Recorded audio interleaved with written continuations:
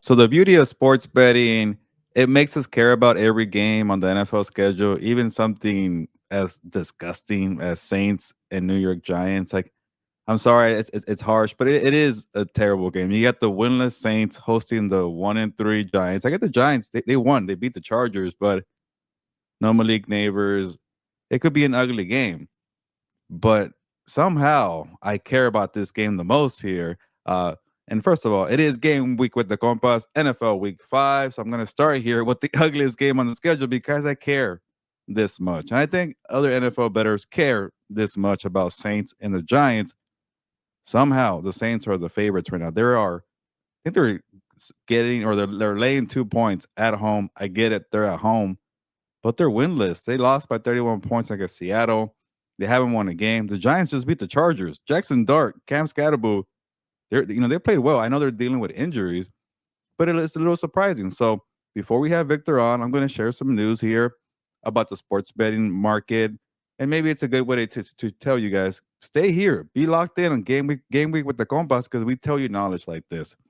So apparently, the market moved from Giants being -2 to Saints being -2 because apparently there's a respected, I guess you could call it publication.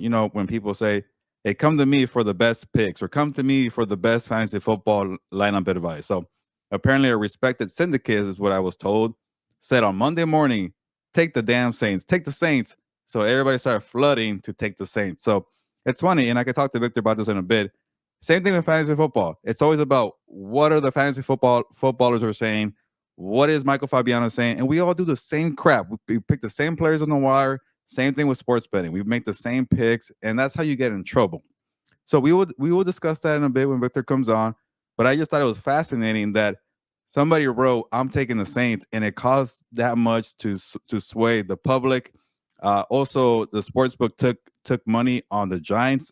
Sorry, to explain that a little better, the sharps took the Giants to start the week, so that kind of tells you public and sharp play. So we'll have Victor on right now. Victor, how you doing? Jump on. Let us know how you feel about Saints and the Giants to start the show here. I think you're on mute, Vic. You are Sorry on about mute. that. Sorry, I'm like over here trying to produce at the same time, so I apologize there. But yeah, when I saw the line earlier in the week, and I put it in our pick'ems challenge for the compas, I looked at it and I'm like, oh, I'm gonna put this one in there just because this line just seems kind of weird, especially as you just said. Um, the Giants coming off that big win. And then I think too, Gilbert, what we saw from the Saints going up against Buffalo also might have swayed some people. Yeah. Them keeping it close against the Buffalo Bills and showing some grit there. And eventually, Kellen Moore is gonna get that first victory. It's just, you know, especially since they're going to be at home. And one of the things that I do remember, and I'll end it with this, is Fernando did talk to some people in the locker room, in the Chargers locker room, and he said that I think what caught him off guard from the Chargers perspective is that they ran a lot of college stuff. And so I wonder if the Saints will be more prepared for Jackson Dart. And like you said, betting and real football are two different things. And so you need to have the most information when you calculate your bets, correct? Yeah, I'm not trying to say is don't listen to this syndicate. I'm guessing it's like a blog or a website, and I won't give them the free promo because I want you guys to stay here on Game Week with the Compas to get information like this, discussions like this. I'm not trying to say the syndicate is like squares or public betters because they're well respected for a reason. If you're Yep. getting that respect from the odds makers to say if you're gonna write that, we know the power that you have. That means they're all gonna bet on that play there. So they got ahead of it and they moved it from Giants -2 to Saints -2.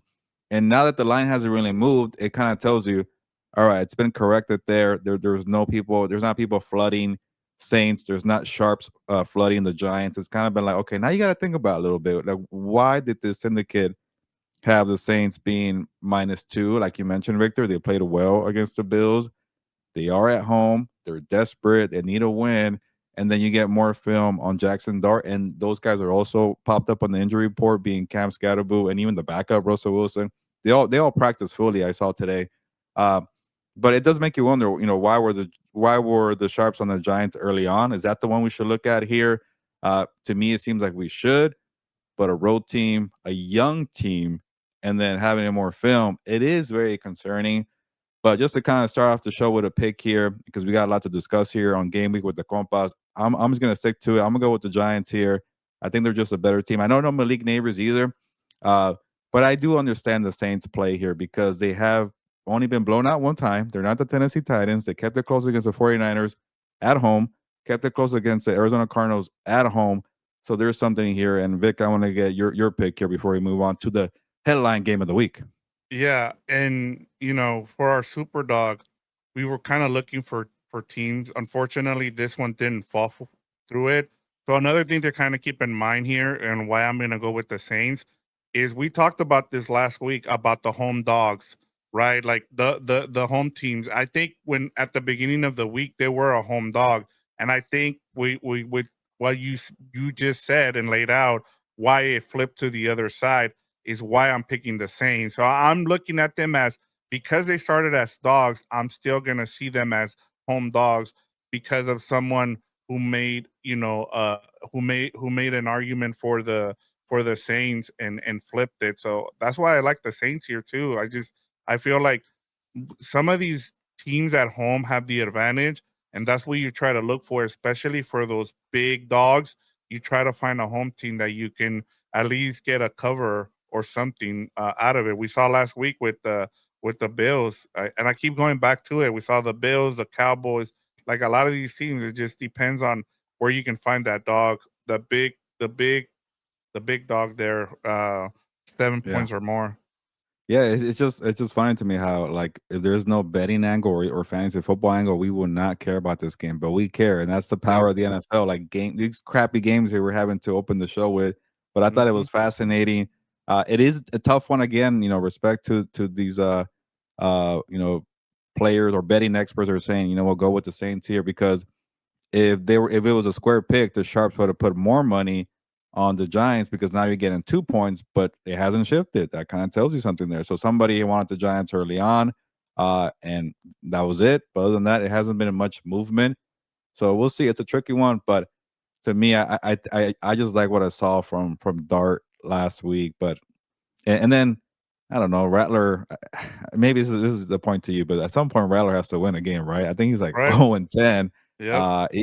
He doesn't do too well, and I think the Giants pass rush could get to him, but we'll see. It's a good one to discuss, and but I'm ready for a big boy game. Yeah, let's get to our headline game of the week. We got Broncos at Eagles. Gilbert, the what before we get what the storyline will be coming out of this game. Let me give you the line for this game. The Eagles are again 3.5 point favorites. It seems like they're 3.5 point favorites. They were 3.5 point favorites against the Rams. They're 3.5 point favorites against the Bucks, and then now against the Broncos, they're 3.5 point favorites. The over under here is 43.5. So what is the right side of the this line, Gilbert? Yeah, first of all, I feel like I probably should have given a shout out to the Westgate Sportsbook in Las Vegas for giving me that information about the market and the movement there. And every week I try to talk to an odds maker to kind of give me the ins and outs of what's going on for the games upcoming. This week it's John Murray, the odds maker at the Westgate, gave me that info. So shout out to them and the great team over there.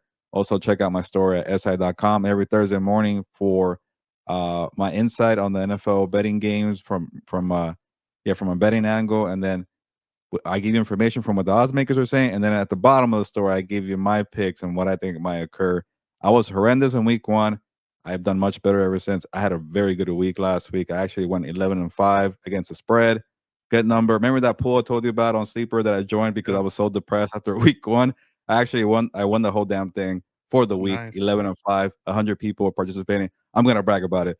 But Vic, Nice. I apologize what the question was, but I'll just get into it here for the Yep. storyline here.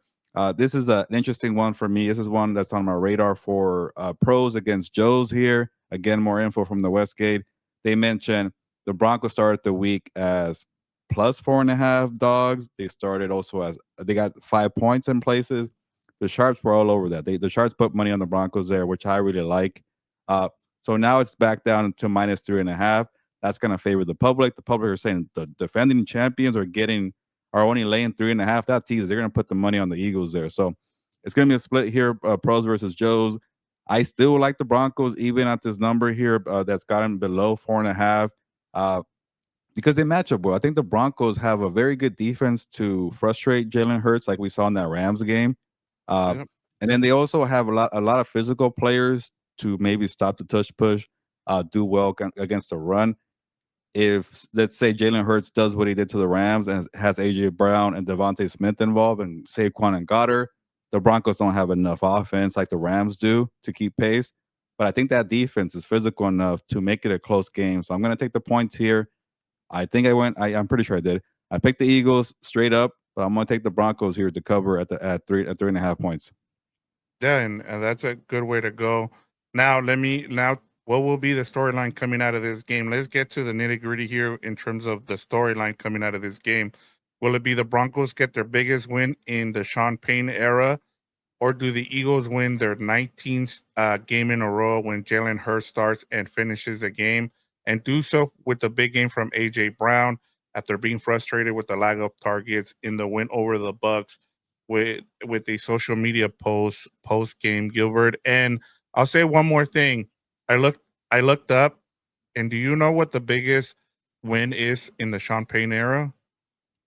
Uh, I don't. It's been what 2.5 years. So which is the biggest one It's the blowout of the Chiefs when they didn't play any of their starters in game 18.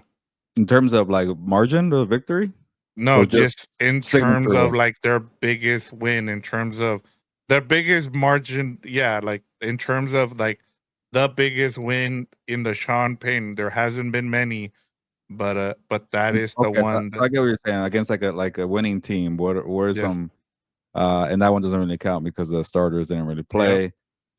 Yeah, they tend to not play well against winning teams. I'm not gonna credit the what the Bengals were 2-1 coming into the game. Get the hell out of here. It does not count as a winning team. But yeah, most of the times the Broncos beat up on teams that are below them, inferior opponents. You step up.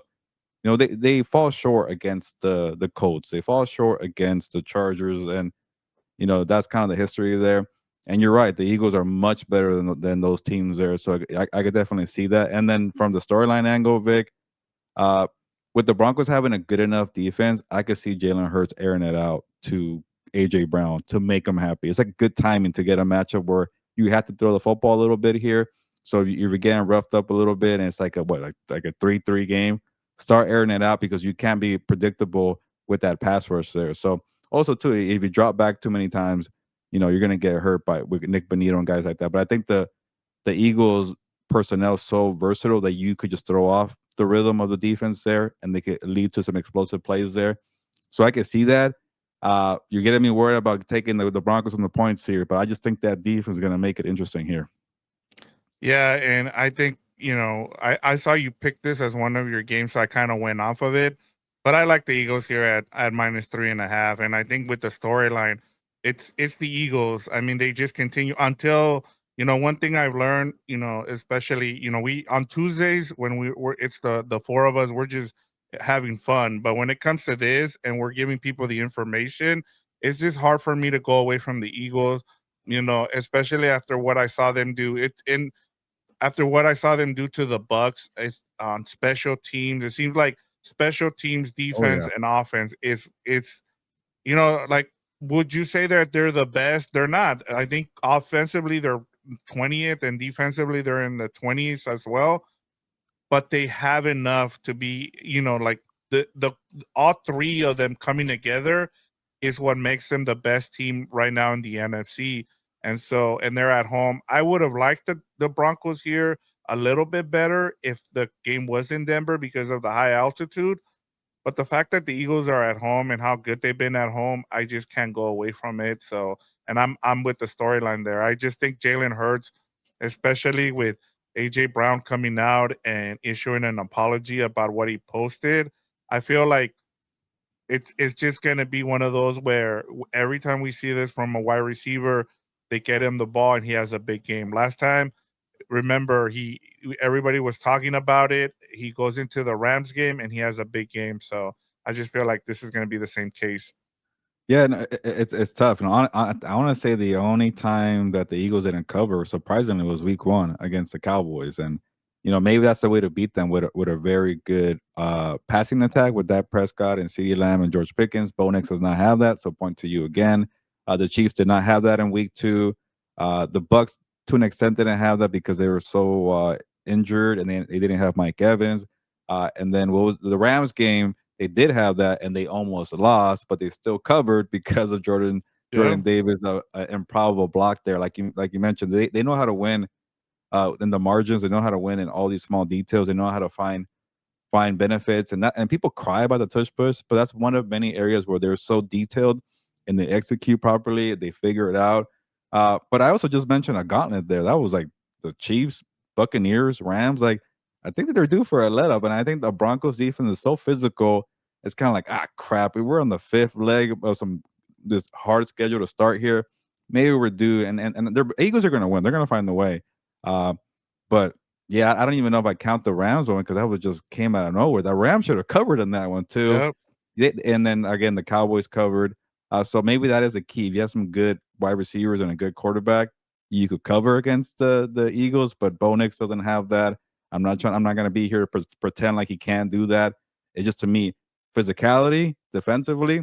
I want to see what they do to this team. yeah.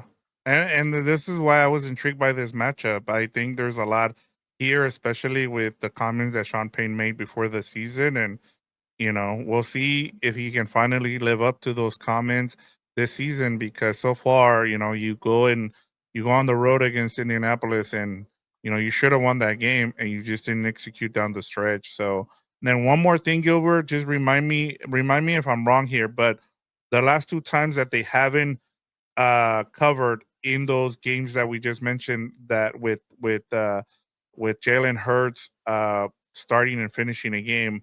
One of the games was the one against the Commanders where he didn't finish the game, and Yeah. then the other one was where the lightning struck. So if something happens during the game, they Yeah. won't cover. Otherwise, they're good, right?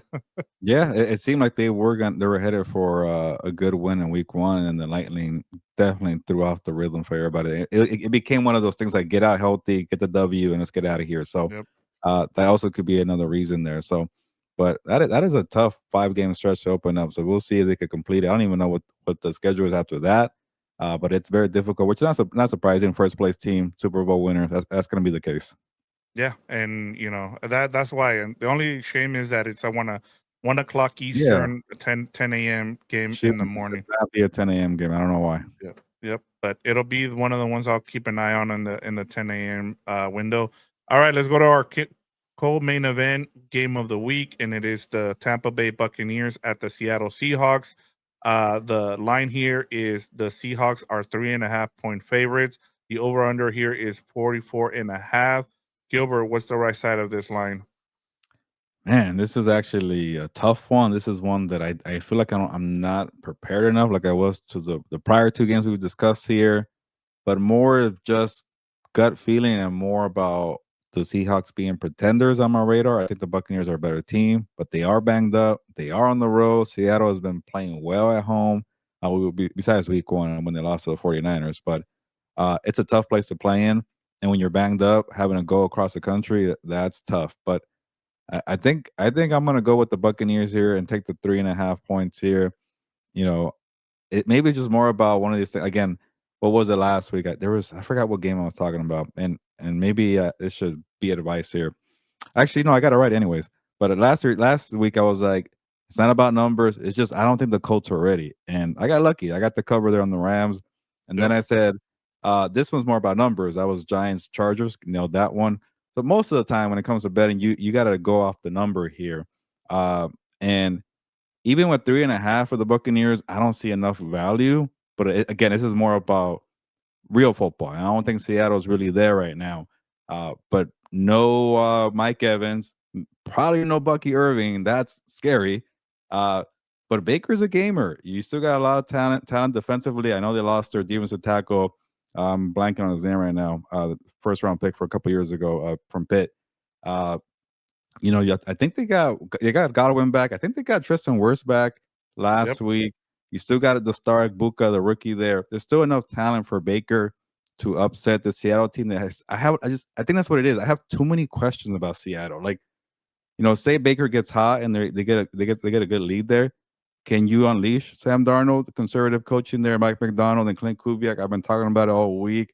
Uh, Something about the running game just never really gets into a good rhythm. I know Kenneth Walker has been a little better, but not as good like as say a Bucky Irving. Like the Buccaneers don't know how to run the football. The Yep. Seahawks, they can't get into a rhythm. JSN is great, but what else do they have besides JSN? That's tricky. And then the Seahawks defense, I think they're overrated. I don't think they're top five, maybe the top 10. They seem like more top 12. It's more about Pruitt in Seattle. And that's a lot of points right there, especially because you get the hook there. So I'll take the chance here. I wish it was bigger because the Buccaneers are banged up and they're on the road. I don't feel good about it, but I'll take the Buccaneers here. Yeah, I'll give you a point here, Gilbert, where you can feel good about, you're going with the Buccaneers here. And for some reason, Mike McDonald, since he's taken over, he's better on the road than he is at home. They have a way better record on the road than they do at home for some reason. Like they've lost a bunch of games at home that they shouldn't have lost, but that's just the way it's been for them. So you can take that and feel good about the Buccaneers here. But this is, I guess, this is where we really disagree, and I like the Seahawks here, especially at home. With the 3.5, I'll take them. They're one of my best bets this week, and has more to do with the over under. I like the under in this game just because, as you mentioned, there's a bunch of injuries here with the Buccaneers, and also the Seahawks, unless they unleash Sam Darnold, this is going to be, they just want to outscore the other team by a couple of points. They want to rely on their defense to win games, and they want to make sure that Sam Darnold doesn't turn the ball over. And as you said, I think if this team finally takes the next step, it is unleashing Sam Darnold and letting him be more aggressive with Clint Kubiak. The reason too with the running game that's been kind of frustrating to watch as someone who has Ken Walker on their fantasy team is that whenever he gets in rhythm, they take him out, Gilbert, and it's just frustrating. Like, I understand having a two system back, it works well, but you take him out when that player looks like he's tired. Most of the time, they just take him out just for to bring in the backup there in Charbonnet, and it's got to be frustrating either being a Seahawks fan and being an owner of Ken Walker, a fantasy owner, and so that has a lot to do with it. But I I think partly too why I like the Seahawks so far is that defense. I think that, and I know you said that to you they're overrated, but some of the things that I've seen, the whole simulated pressure is it's doing well, and and it seems like ever since Ernest Jones came over in a trade from the Tennessee Titans, this defense just took over. It seemed like in order for this defense to get on lock, they needed a solid middle linebacker, and they've done so with Ernest Jones. We knew him from the Rams. We still don't understand why the Rams traded him. We know it's because they're cheap and they don't want to pay their linebackers, but ever since he got Ernest Jones, it seems to have unlocked this defense, and they got guys back. They got Julian Love. They got last week back, and they got Devin Witherspoon. And then one more point, Gilbert, they're on a mini bike. They played on a Thursday night, and you have a Tampa Bay Buccaneers team who's coming across. They're making that long trip to the West Coast, to the Northwest on a short week too. Like, I mean, not a short week, but it's you have a Seahawks team that's been well rested. So I like those odds for the Seahawks here, and why I like that 3.5 as well.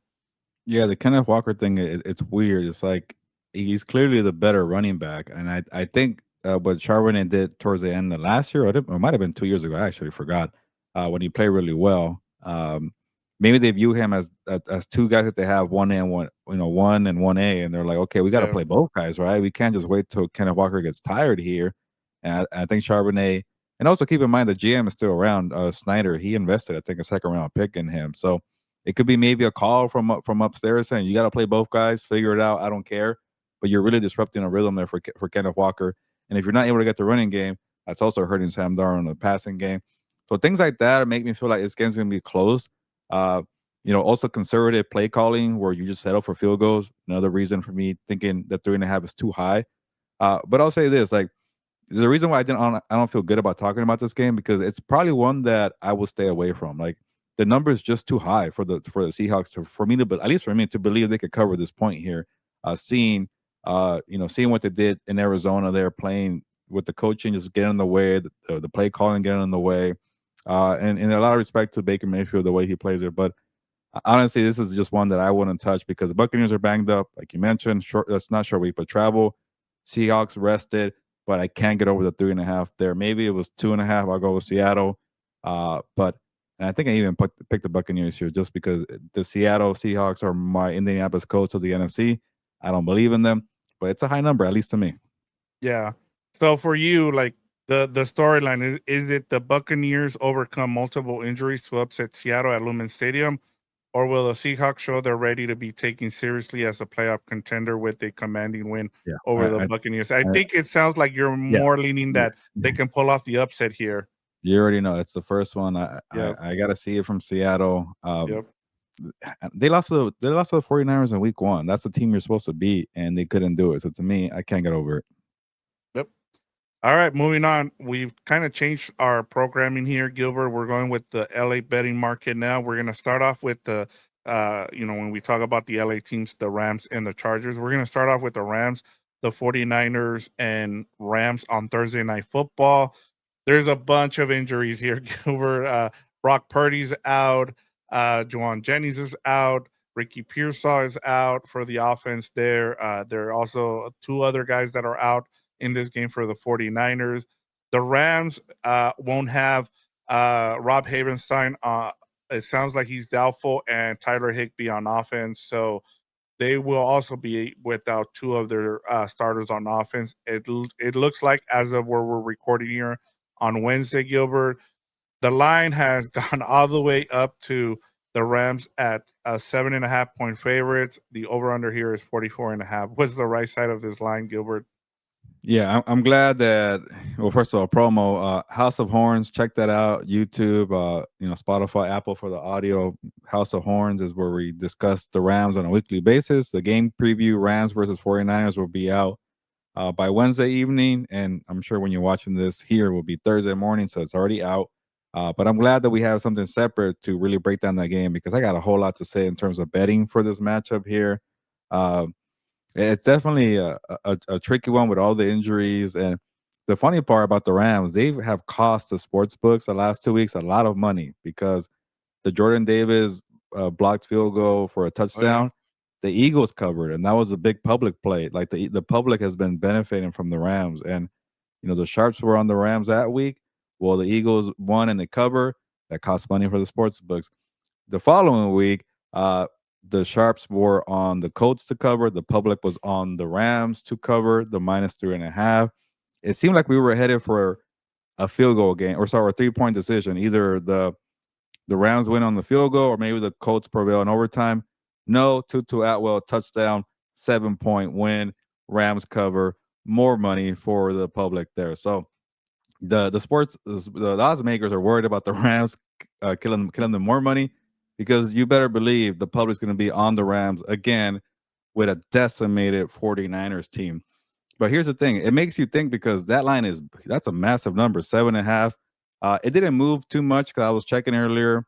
It was at -7, but I think the odds makers were already expecting for a bunch of players to be out. So when it became the real deal on the final injury report, it moved it from 7 to 7.5. Not a big number, but that matters in betting, going from 7 to 7.5. Unfortunately, for our best bets, I put it in 7 because that's what it was before. But that's the rule. When you put the bet on the sheet, that's what you get. Uh, but I'm gonna take the 49ers and the points here. This one I'll take the 7.5 gladly. That's not my best bet.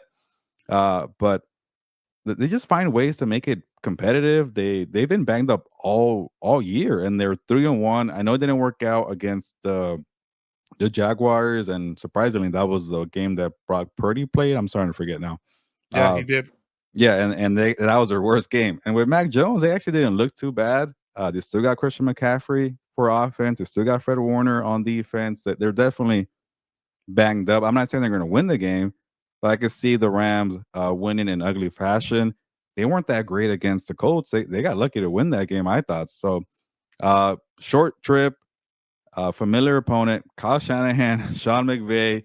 Yep. I could see this one being heavy public play, but finally getting burned by the Rams here because they're thinking, cool, pour the money in. I know for some bettors, they might say, you know what, that line's too big here. I would just put the Rams on the money line. I'll put the Rams on a teaser. Maybe that's a better play there if you want to go that route. But just that's too many points for me, Vic, for the Rams at least. Yeah, once I saw this line go way up like this, I was not like I'm kind of staying away from it in terms of what I see. And then the other thing too, believe it or not, Mac Jones has been the better quarterback for the 49ers over Brock Purdy. If you look at the QBR and how the Yeah. receivers are, how much better they've done, and the running backs and the tight ends, it there's a big difference there. And you're not gonna say that because it's Brock Purdy and Mac Jones, right? Even though one of them was a first round pick and the other one was a seventh round pick, and Brock Purdy, we've seen all the success as he's had, but that even with less targets, I guess, or less talent to have, Mac Jones has been the better quarterback so far in the 2 games. And now you could say that Brock Purdy was, hurt still and probably shouldn't have played on Sunday, but I'm sure he saw what happened when how he got the job, and he saw that, you know, Jimmy G got Yeah. hurt, and he's like, I don't want to be that guy. I don't want to have Mac Jones take my job, and you never hear from me again. So I'm sure that's probably why he came back too soon. But I'm with you here. Is I like the Rams to win this game, and I just I think they'll keep it close because of the whole Shanahan. The way these two coaches know each other, it's hard to kind of, you know, be unpredictable here unless Chris Shula does something, out of the ordinary where he throws, Kyle Shanahan off guard here. I just don't see it. We've seen it like these teams always play close, and one of them ends up winning by 3 points. I think every game there hasn't been a big margin of win by either team. So even though the Rams swept them last year, I think they were still both games were close, and so even if it's backups, it's still a close game, Gilbert. So I'm with you. I think the 49ers cover here, but I like the Rams to win. Yeah, one more thing from the betting angle here. It's you know, the sharps, are called sharps for a reason because they jump ahead. They look for the number that they see value in. And a lot of these sports books, I'm sure on mobile or in person in Vegas or wherever, they offer like a look ahead line where it's, you're still in week 4, but you could bet week 5 a week early. And it didn't take a rocket science or what scientists, there you go, or whatever, smart people to know that the 49ers are not going to get healthy in 4 days. They were dealing with injuries versus the Jaguars versus the Saints, whatever team else I forgot who they played, the Cardinals. They've been banged up all year. So like the Yep. benefit would have been like I see that line there, and I think it was at Rams plus 3.5 6 days ago. You could have been like, I'm taking the Rams at plus 3.5 right now because no way the 49ers are going to get healthy in 4 days. So I'm gonna take a chance. Boom, sure enough, that paid off. Paid off. Now it's ballooned to Rams, minus 7.5. Sorry, when I said earlier it was Rams minus 3.5. So I'd rather take that. Like if I'm betting in this game, I'm taking the Rams minus 3.5. I'm not taking them minus 7.5. So things like that, always look out for the numbers because the earlier you get, you could kind of gauge where you're going to be 6 days later. It's not always that easy, but a short week, banged up team, you could have found value on the Rams there early on. Yeah, and that's the thing when you're looking ahead, especially on a short week, you can take advantage of it. Once you get to, those weekend games, it's kind of hard to kind of, find value there, unless you know that some of these teams are really really banged up, or it's one of those games where you have a team who's already in Europe and the other team is having to travel there. So those are kind of things you kind of want to look for, and we'll get into it when we get to that Browns Vikings game. All right, next up, Gilbert, we have in our LA betting market segment, we have the Washington Commanders visiting the Los Angeles Chargers. The Chargers are 2.5 point favorites. The over under here is 48.5. What is the right side of this line? Yeah, and again, a promo. Check out what Fernando and Dan are doing on What's Up Boat for a more in-depth preview of Chargers versus Commanders. But we got the betting angle covered here, and I kind of feel like I've been picking on the Commanders. But last week I said the Falcons are better than what they showed in Carolina. They're gonna rebound and beat the Commanders. Sure enough, that's what occurred. Uh, I see the same thing with the Chargers. They're a better team than what they showed against the Giants. I get that the offensive line it's a big concern, and again, I'm picking on the Commanders. Commanders have no pass rushers. Like if there's ever a game where you should be okay about your patchwork offensive line, it's the Commanders. They don't have a lot of talent defensively. Bobby Wagner, who's this ageless wonder, he's still making plays there. Other than that, I can't really tell you who's really going to be shining there and being a star. So if you had good coaching, which I think they do, Jim Harbaugh and Greg Roman, you can scheme up plays to avoid some of this kind of so pass rush. You're like it's not where you're facing. Well, we saw in that Raider game. Max Crosby alone could wreck a game, even though he doesn't have a lot of help. The Commanders don't have that. So to me, I think the Chargers are better than what they showed. The narrative is that the Chargers are too banged up offensive on the offensive line. Uh, the narrative is the Commanders are getting Jaden Daniels back. I just think with or without Jaden Daniels, the Commanders are not that good. They might be a playoff team, wild card team at best. I just don't see them going into a deep playoff run like last year. They just haven't found their stride yet, and it's hard asking Jaden Daniels to find that stride coming back from injury. I don't know about Scary Terry. I have not checked up on that. Regardless, I think the Chargers are going to win this one and cover -2.5. Maybe get in right now early before maybe the line moves to -3. Yeah, I'm with you. I like the Chargers here at -2.5. I kind of like the under here too at 48. I think that's too big of a Yeah, number there. Especially when you look at the Chargers and how I don't think they've allowed a team to score over 25 points this season. I think what was it? The Giants scored 21, and that's been the highest number so far this season. Maybe I'm forgetting about the Chiefs number, but yeah, I they got 21 too. It was yeah, 27-21. yeah, so there you go. So they don't allow teams to score over 21 points. So that's why I like the under in this game as well.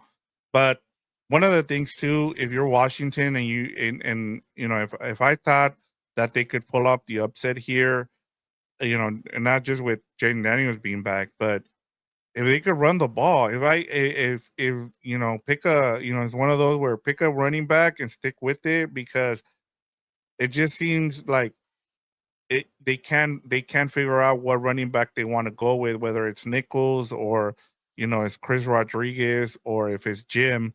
They can't seem to figure out which one of them. I would say just stick to one. The other thing too is what's the offensive? I don't know why I'm like blanking on his name. The offensive coordinator for the Commanders. Oh, Kingsbury. Yeah, Cliff Kingsbury. He likes running that college system. And Jesse Minter, no, he was in college. He was at Michigan. He knows how to Mhm. go against it. Like those guys that were in college as defensive coordinators, they've seen all the, these Mickey Mouse college systems, and so that's part of the reason too that the with Cliff Kingsbury, it just feels like you can't keep running the same stuff you ran, and you gotta evolve. And it just seems with Jesse Minter, I just don't see them being able to do that, especially with Jane Daniels coming back from injury. Yeah, that's maybe a good point as to why the Commanders haven't looked that great because we know what Kingsbury did in Arizona. He got them to one playoff appearance. I don't know if that was his first year. I can't remember. Maybe second year, but he always struggled with adjusting. And having Jaden Daniels run a kind of a scheme that he ran at LSU was beneficial. They took off running. but now there's a whole year's worth of film out there, and now it's back on Kingsbury to adjust. He couldn't do that in Arizona, so that's a good point by you. Yeah, and we saw it with Jeff Hafley, who was in at Boston College as a defensive coordinator. He shut down this Washington Commanders offense because he's seen it, and the same thing's going to happen with Jesse Minter. I just feel like that, so that's why it the the the the line here that I would like to take advantage of is that over the under here at 48 and a half, Gilbert. Yeah, I like it. It is pretty Yeah. high. Two banged up teams, Yep. one a good defense on the Chargers side for a quarterback coming back, and then I don't expect too many points from Justin Herbert with a banged up offensive line. Yep. Yeah, I think it's going to be one of those like a 21-10 kind of game or 21-17. It still gets you under that 48 and a half. So, Mhm. yeah, I'm with you. All right, Gilbert, let's get to our super dog contest. I got I got one finally. You know, you missed out on you had the Panthers at plus 5.5. They got blown out by the Patriots. And then I had the Cowboys at +7. They got the tie there in overtime. We were trying to figure out. I was like, wait. I was asking you. So what happens now with the tie? How do we figure out the points here? But we figured it out. But yeah. So now you've gotten two. I have one. So I got to catch up to you. What do you have this week for our Super Dog contest of the week? Yeah, new rule: never pick the Panthers ever again. They are the biggest disappointment ever. But I am breaking a rule though. I usually avoid LA teams for my bets and for best bets and super dog. But I'm gonna have both LA teams involved. I think I got the Chargers later on. Yep. But here again, I put this number down on the sheet before the final injury report came out from the 49ers. I could have got a 7.5, but hey, maybe I get that 1 point push there, Vic, that we were Yep. debating about there. So 49ers +7 versus the Rams here. Uh, again, I think the rivalry, short trip, still enough talent for the 49ers to make this close. Something about the Rams, they just kind of I don't know. They always make games that are very interesting, keep it very close. I know they beat up on the Titans, but that's the Tennessee Titans. So, and I've been calling I know the 49ers, I know I'm not high on them in terms of being contenders, but I've been calling them survivors. I think they have a close game to just to survive and have some pride here. Yeah, I liked it when I saw it. Like I said, as we talked to during that segment with the LA betting segment, I just yeah, I'm with you here. I really like this one. Gilbert, I kind of want to go over my process here of choosing the Patriots +8.5 versus the Bills. So one of the things we talked about last week was I was trying to find a home dog that had a good number, and I couldn't find one. I couldn't bring myself to pick the Bengals to at least cover against the Lions because I have them as my best bet. I have the Lions. I just think that Yeah. it'll probably be a blowout, even though they're having to go on the road. My next option was the Raiders at the Colts, which was 7, and I'm like, I'm not going down that road anymore. And so I finally landed here on the Patriots +8.5. We saw what happened last week with the Saints and how well they played the Bills, and a lot of it had to do with the Bills defense. The Bills defense isn't that good. It's probably bottom 10 in the league now, Gilbert. And the other thing too, Gilbert, I've really liked what I've seen from the Patriots ever since that Raiders game.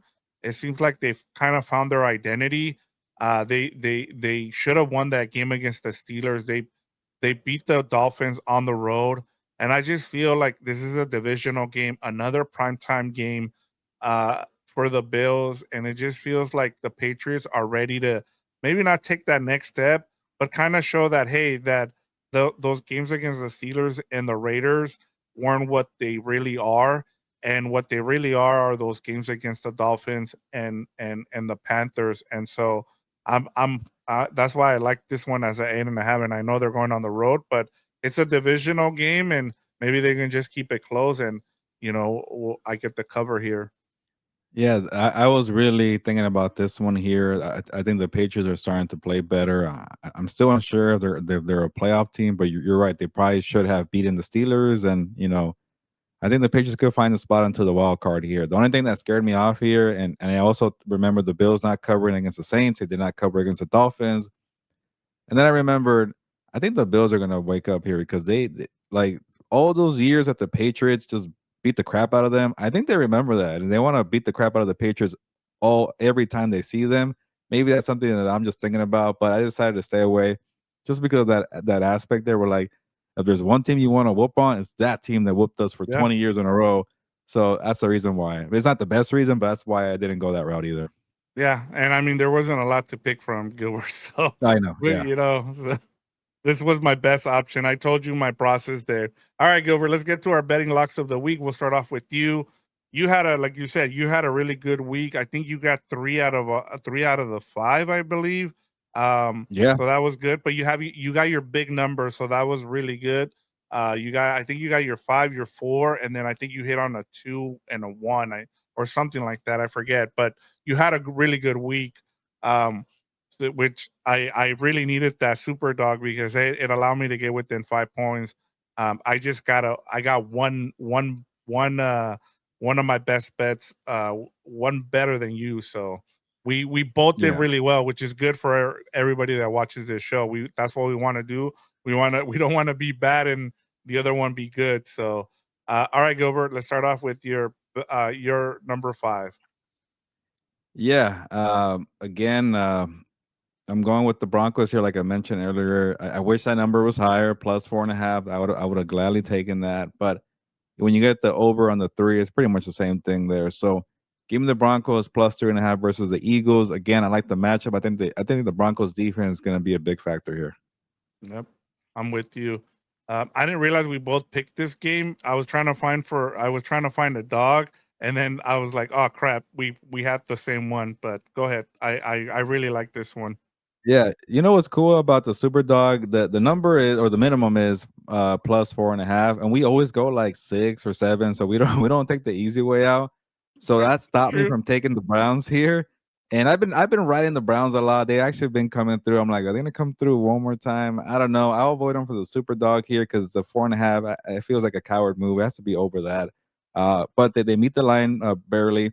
And then the Browns, the Vikings match. Sorry, let me give you the number. Browns plus 4.5 versus the Vikings. That is my number 4 bet. The Vikings matchup just seems like it's like ready for an upset for the Browns. The Browns can't keep pace against the Lions. They can't keep pace with a healthy Ravens squad when Lamar Jackson's on the field.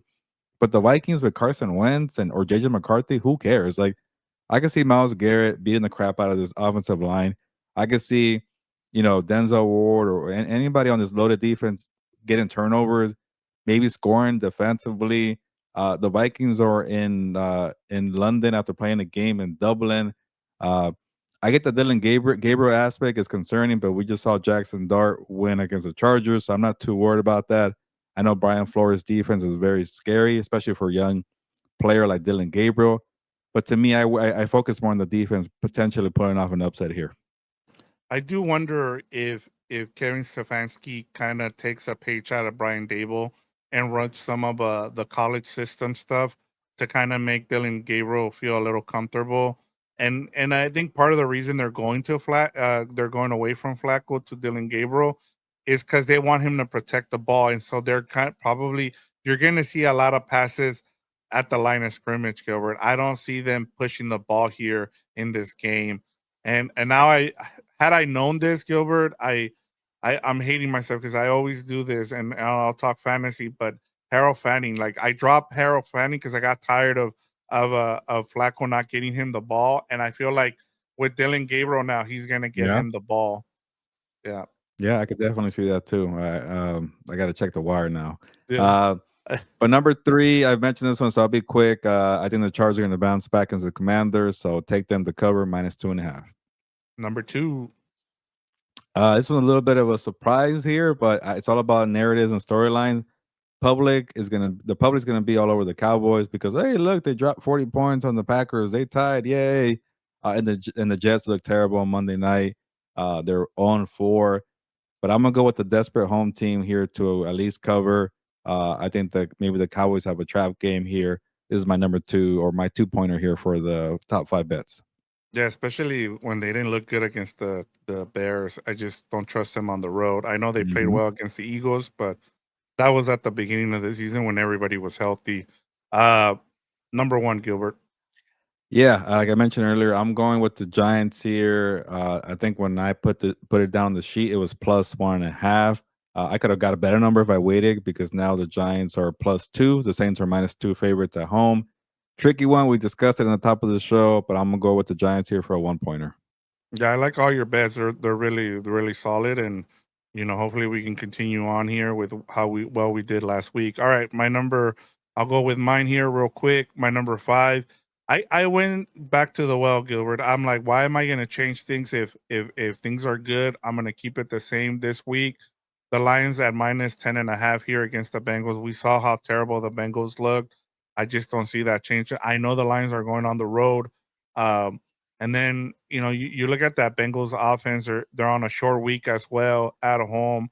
I just don't know how things get better. They have a terrible offense, a terrible defense, it's terrible special teams on the Bengals there. And the Lions, my biggest concern was that schedule. That schedule now just doesn't look as hard anymore. And I just feel like they're on a mission to prove, like you said, Gilbert, you were right. Like they're here to prove that, hey, last season wasn't a mirage. Yeah, they lost both their offense and defensive coordinator, but you know what? They're here to prove that they wanna be in the Super Bowl. And honestly, I can't wait to that matchup with the Eagles because I feel like they match up the best of any team in the NFC. My number four, Gilbert, is the Chiefs minus 3.5 versus the Jaguars. Again, another team where it seems like they're starting to get their guys back again. You're starting to feel like the defensive coordinator for the Chiefs, Steve Spagnuolo, is starting to get comfortable with what he wants to run here. I honestly, Gilbert, I don't think the Ravens blowout was a fluke. I feel like I can see this being a blowout as well. Mm. I just don't have any faith in the Jaguars, and as good as they look so far, I just feel like the Chiefs, they don't have much competition in the AFC, and they're gonna prove why. And I feel like we're gonna see it on Monday night when they blow out the Jaguars. Yeah, no, I'm with you. I think the Jaguars thing was a 1 week thing, at least for me. Being the 49ers all banged up, so I like this play here.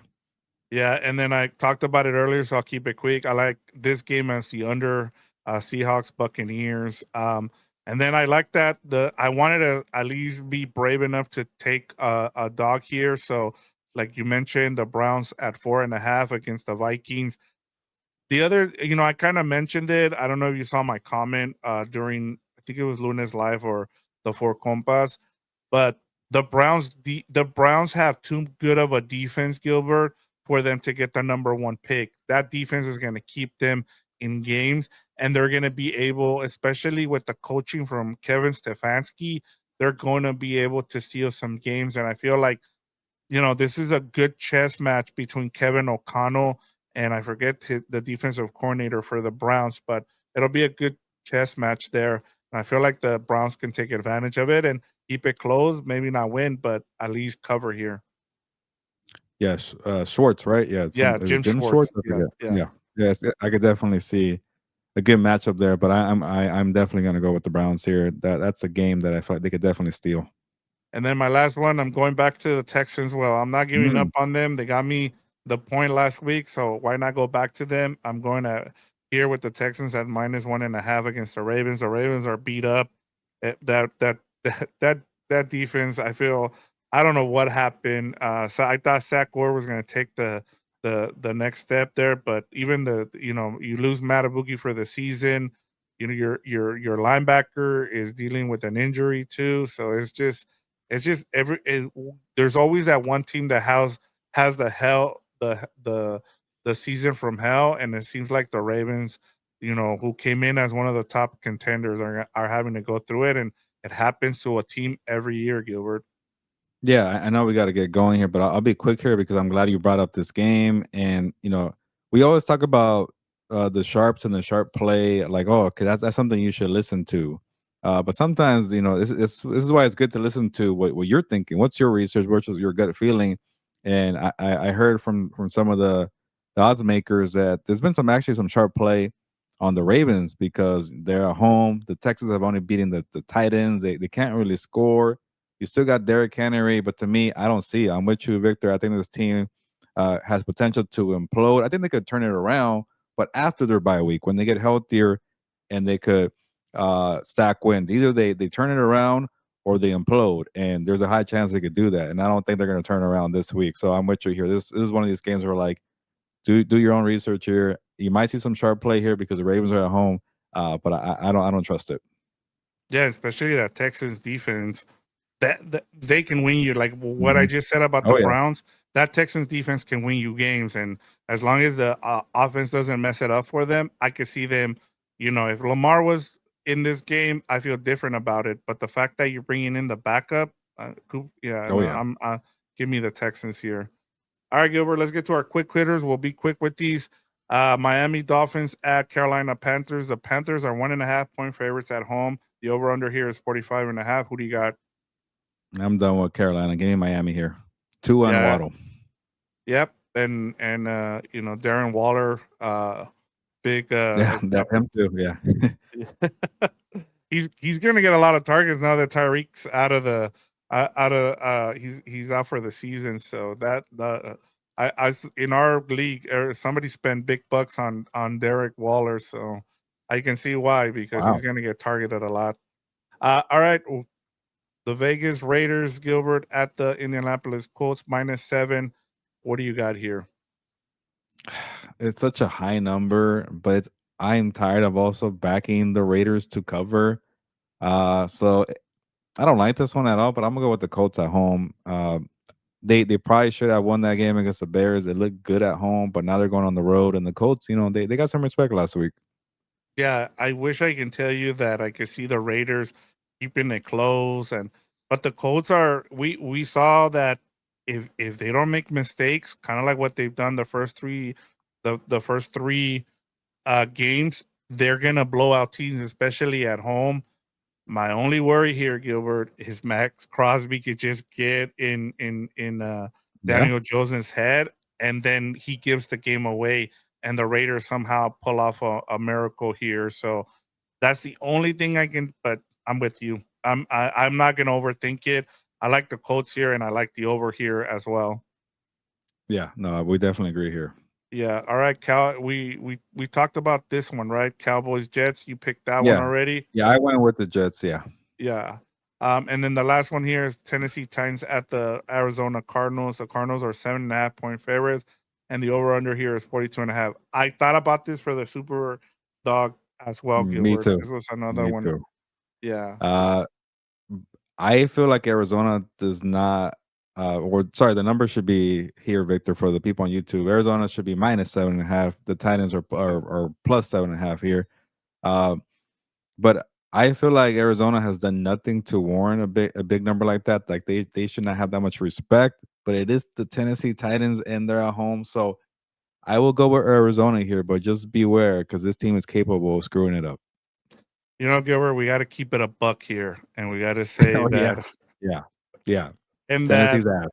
yeah, when the rookie quarterback is the one speaking out and saying that the team is ass and that everybody needs to be better, that's part of the reason why I thought about it. But I'm with you. It's just I need to see it from the Titans. You as you mentioned too, you go from Brian Callahan to what it Hardigree or whatever the offensive coordinator is there, and you still don't score any points. And so it just seems like it doesn't matter, honestly, and so, I forgot uh, about the change there, and they didn't score it a point. It yep, didn't do anything for them. yeah, so I'm with Uh, you, Gilbert. Alright, Gilbert, that does it. We've covered every game this week. We've given as much information. You, like, laid out what the sharps are thinking, especially with that Giants and Saints game. That was great insight, but, yeah, we're ready to go, Gilbert. That's all I got from my side of things.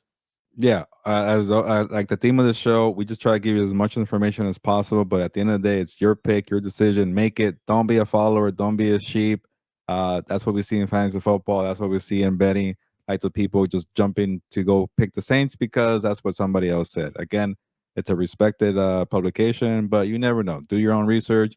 But also, we try to make it easier on you in terms of that part. But it's time to get going here. We were successful last year. We're also not trying to charge people either for picks, like come over here and give us your money. Just watch, support, tell people if people are watching and people are liking it, the money will come. But we're not gonna ask it from you. Not yet. I can't say I can't promise, but we're earning it. We're trying to get a good reputation here. So that's the last thing I'll say here because we got to get going. Check out everything we're doing on Compas, House of Horns, and What's Up Boat. But on that note, ya nos vamos, pues vámonos.